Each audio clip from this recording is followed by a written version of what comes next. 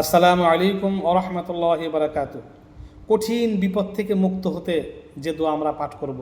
আমরা হঠাৎ করে কঠিন মুসিবত আক্রান্ত হয়েছি, আমাদের আর কোনো পথ নাই, কোনো রাস্তা নাই, উপকার করার কেউ নাই। হজরতে ইউনুস আলাইহিস সালাতু ওয়াস সালাম মাছের পেটের 3 অন্ধকারের মধ্যে কোনো উপায় উপকরণ না দেখে একমাত্র আল্লাহর উপর ভরসা করে যে দোয়াটি পাঠ করেছিলেন, সেই দোয়াটি আমরা কঠিন মুসিবতের সময় আন্তরিকতার সাথে বারবার পাঠ করতে থাকব। লা ইলাহা ইল্লা আনতা সুবহানাকা ইন্নী কুনতু মিনাজ জালিমিন। লা ইলাহা ইল্লা আনতা সুবহানাকা ইন্নী কুনতু মিনাজ জালিমিন।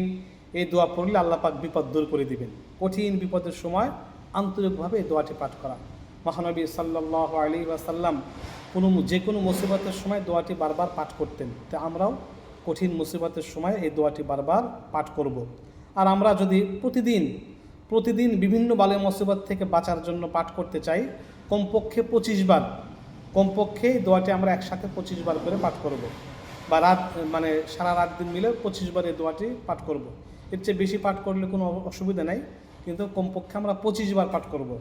লা ইলাহা ইল্লা আনতা সুবহানাকা ইন্নী কুনতু মিনাজ জালিমিন।